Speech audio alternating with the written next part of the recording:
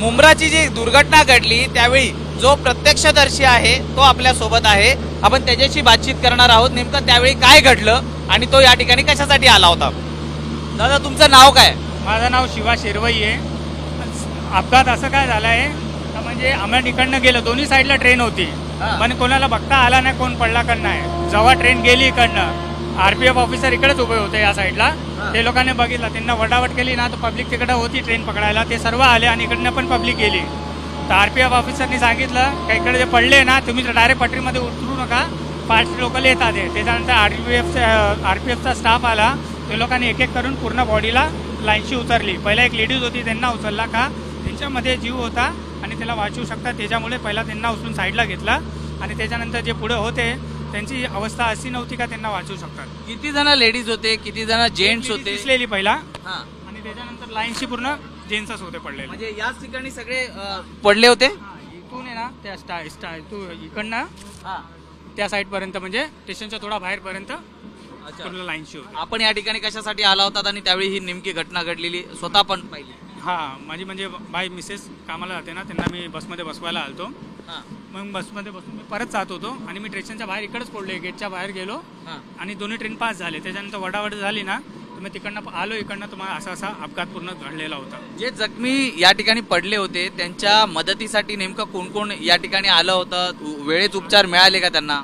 आता वेळेत इथं उपचार करायला कोण डॉक्टर नव्हता, म्हणजे या उपचारासाठी इथं जे आरपीएफ स्टाफ बसतात ना, ते लोकांनी पूर्ण प्रयत्न केला आणि त्यांचे बाकीच्या स्टाफ रूम पार्टीज आहे ना, ते सर्वांना बोलावलं आणि पूर्ण स्टाफ इकडं जमा झाला। ते लोकांनी पटापट उचलून त्यांनी लोकांनी पूर्ण म्हणजे जे ट्रीटमेंट करायला पाहिजे होतं केला आणि ज्यांना वाचू शकतात त्यांना पहिला उचलून ॲम्ब्युलन्समध्ये पाठवला आणि जे बॉडी होती बाकी त्यांच्या उचलून त्यांना स्टेशनच्या साईडला ठेवला। अच्छा, काय एकूण त्यावेळीची दृश्य होती या स्टेशनवरती? नेमकं त्यावेळी पळापळ म्हणजे आरडाओरड सुरू होती काय?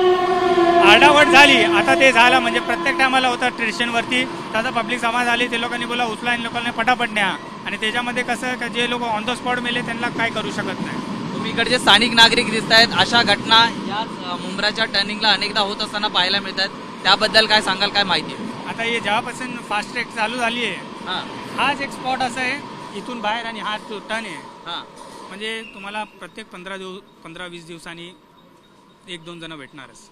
तर नक्कीच मुंब्र्याचा हा जो टर्न आहे हा अत्यंत धोकादायक आहे आणि जवळपास 10 ते 15 दिवसांनंतर या ठिकाणी अशाच पद्धतीने अनेक अपघात होत असल्याची माहिती हे देखील स्थानिक नागरिक सांगत आहेत।